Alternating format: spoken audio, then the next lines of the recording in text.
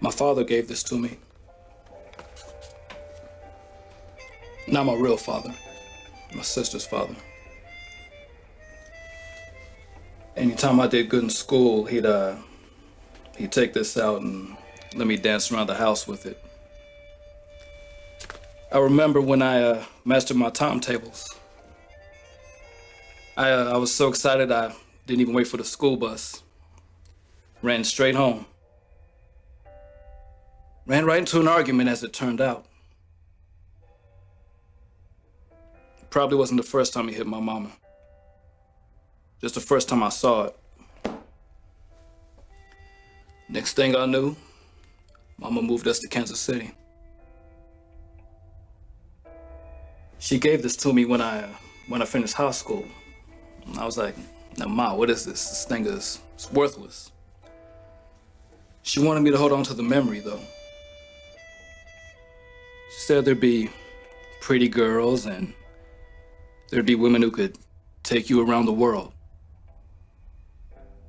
But I shouldn't give my heart away unless I meet a woman who could really be about me.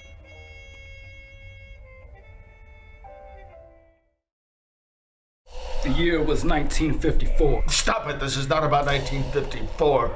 It's about right here and right now. The past is irrelevant. You were just a lawyer back then, remember?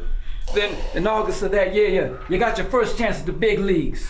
Ripped from the headlines, John Moore Henry, a 19-year-old Negro boy who was accused of sexually assaulting a young white woman by the name of Rosalind Carmichael. Yeah, you remember that, don't you? Yeah, the defendant argued that Rosalind was his girlfriend, and there was no evidence to support foul play. Is it coming back to you yet? Huh? Do you remember what happens next? No? Well, I'll tell you. The defendant, of course, was tried as an adult and sentenced to rot his life away behind bars. But that didn't happen. That boy was killed. That young boy was killed, and it was your fault. I didn't kill him. How was that my fault? You can't put that blame on me. You know, you're right. You didn't physically kill him. But you didn't do what you could have done to save him either. I told you. You're not going anywhere. You and I have some unfinished business to take care of. What kind of business? Business that concerns you and a young man by the name of Anthony Parks. Now, Anthony was 3 years younger than me when he died, and he was way more innocent than you or I could have ever been. I never said he was guilty of anything. All I know is that Ian McVaughn claims that Anthony Parks seemed threatening. And that justifiably forced him to act in self-defense, which is permissible under the Stand Your Ground law. Anthony was unarmed. He was walking home from school. Are you telling me that in this country it is okay to kill children who seem threatening to you? No. Excuse me?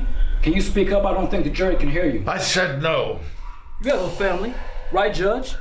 How old is your son now? 13? How would you feel if someone killed him because of how he looked?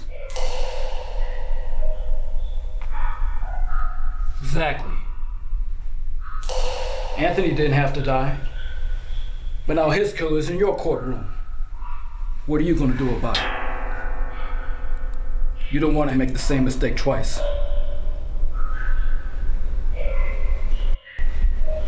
I'm sorry.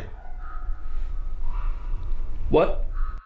I never got a chance to say I'm sorry for what happened to you. No use dwelling on the past, right? Just know that every time you put on that robe, you have an obligation to uphold the law.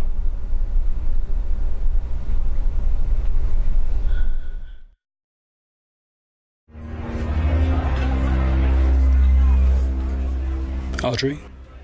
Yes.